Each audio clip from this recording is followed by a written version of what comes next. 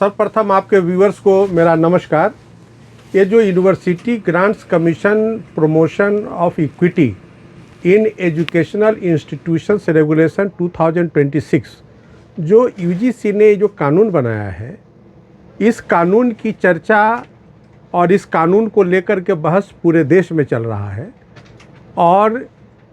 उससे उस कानून का जो प्रभाव जिन लोगों पे पड़ेगा वे लोग इससे काफ़ी आंदोलित नज़र आ रहे हैं। लेकिन कमल जी, मैं आपके व्यूअर्स को बताना चाहता हूं कि ये जो यूजीसी है, यूजीसी का गठन 1956 में यूनिवर्सिटी ग्रांट्स कमीशन एक्ट के तहत किया गया था और यूनिवर्सिटी ग्रांट्स कमीशन एक्ट 1956 में ये प्रावधान है कि यूजीसी यूनिवर्सिटी एंड कॉलेजेज के एजुकेशनल टीचिंग को रेगुलेट करने के लिए रूल्स रेगुलेशंस बना सकती है। तो उसी सिलसिले में ये जो promotion of equity in educational institutions regulation 2026 आया है, ये उन बच्चों के लिए है जो बच्चे schedule caste schedule tribe community को बिलोंग करते हैं और उसमें अभी ओबीसी को जोड़ दिया गया है। लेकिन मैं आपको बताऊं कि जहां तक मैंने इसकी हिस्ट्री को पढ़ने की कोशिश की तो इसके पीछे है कि एक स्टडी करके, जैसे कि मैं आपको उदाहरण दूं कि 2019 में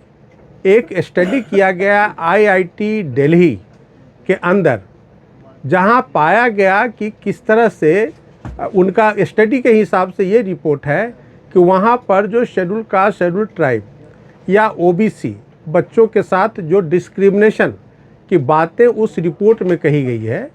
उस रिपोर्ट को भी यूजीसी ने अपने संज्ञान में लिया। साथ ही साथ उसके पहले आप पीछे चले, 2007 का थोरट कमेटी रिपोर्ट, जो 2007 का थोरट कमेटी रिपोर्ट है, उसमें भी कॉलेजेज में, स्कूल्स में, जो यूनिवर्सिटीज़ में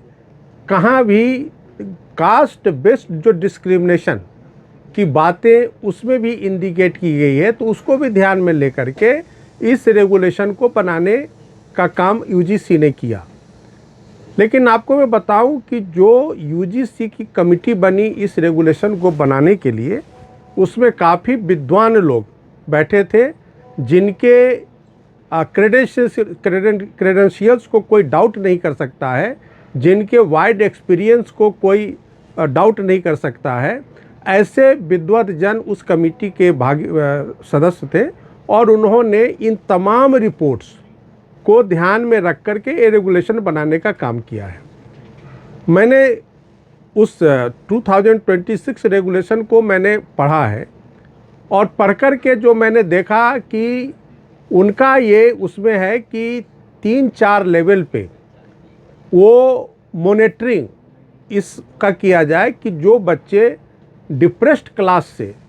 एजुकेशनल इंस्टीट्यूशंस में आते हैं या यूनिवर्सिटीज़ में आते हैं, कॉलेजेज में आते हैं, उन्हें ऐसा फील नहीं हो कि उनके साथ कोई दूसरे बच्चे जो हैं वो भेदभाव कर रहे हों। अगर इस तरह का कोई वहाँ पर कंप्लेन आता है तो उस कंप्लेन को किस तरह से एड्रेस किया जाए, उस कंप्लेन को कैसे रिड्रेस किया जाए, उसके लिए एक मैकेनिज़्म, ये जो 2026 का जिसको आप popularly known as UGC regulation है, इसके तहत उस मैकेनिज़्म को बनाया गया है। अब जैसे कि एक इक्विटी कमेटी का गठन हर कैंपस में होगा, एक है स्क्वाड कमेटी का गठन, वो भी हर कैंपस में होगा, और उसके बाद एक नेशनल लेवल पे एक कमेटी बनेगी, नेशनल मॉनिटरिंग कमेटी, जो ये मॉनिटर करेगी कि जो इस रेगुलेशन के हिसाब से यूनिवर्सिटीज़ में, कॉलेजेज में इस रेगुलेशन का पालना हो रहा है या नहीं हो रहा है। तो इस तरह से एक मैकेनिज़्म उसमें बनाया गया है। लेकिन मुझको एक बात समझ में नहीं आ रही है कि ये जो मीडिया में चलाया जा रहा है कि साहब इसमें तुरंत जेल हो जाएगा, ये मीडिया में बात चलाई जा रही है कि साहब तुरंत उनके ऊपर एफआईआर हो जाएगा। मैंने उस रेगुलेशन को देखा है कि पहले जो है जो मॉनिटरी जो कमेटी है स्क्वाड कमेटी कंप्लेंट को देखेगी। कंप्लेंट को देखने के बाद में उस पर उनको 15 दिन के अंदर कार्रवाई करना है, यानी कि फिर वो चली जाएगी स्क्वाड कमेटी के बाद वो कंप्लेंट कमेटी में जाएगी, और कंप्लेंट कमेटी को लगता है कि नहीं इसमें बहुत ज़्यादा अगर कोई अनियमितता हुई है तभी उस कंप्लेंट को आगे फिर बढ़ाया जाएगा एक्शन के लिए।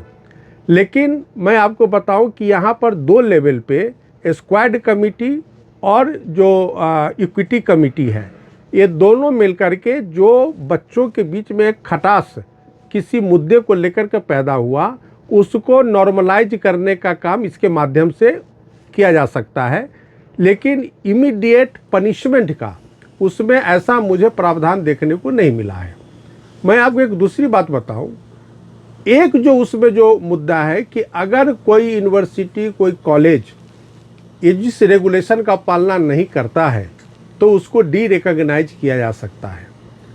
तो कुछ ऐसे मुद्दे हैं जिन पर आपत्ति विद्यार्थियों को है, विद्यार्थी के अभिभावकों को है और इस देश के उन तमाम लोगों को है जो ये कहते हैं कि जिन लोगों को उस कमिटी उस कैटेगरी में रखा गया है ओबीसी, एससी और एसटी, और एक जनरल कैटेगरी को छोड़ दिया गया है, तो उनको लगता है कि इस कानून का जो यूटिलाइजेशन, इस कानून को जनरल कैटेगरी के जो बच्चे स्कूल कॉलेज में पढ़ने जाएंगे,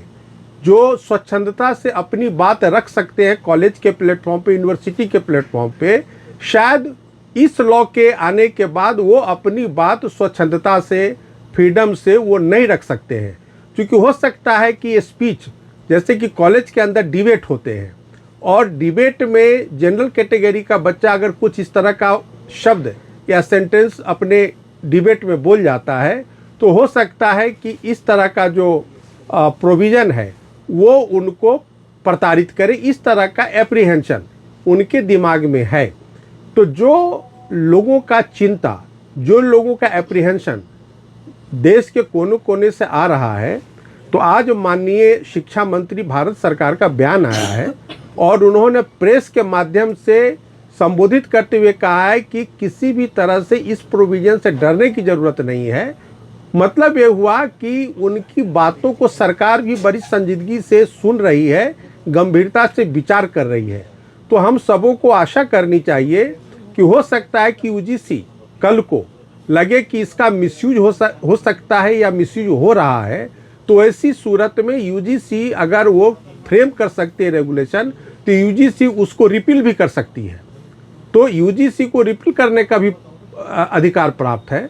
तो सरकार इस पर काफ़ी गंभीरता से, काफ़ी संजीदगी से जितनी आवाज़ उठ रही इस कानून के खिलाफ, उस पर विचार कर रही है। तो हम सबों को आशान्वित रहना चाहिए कि आज न कल इस मुद्दे का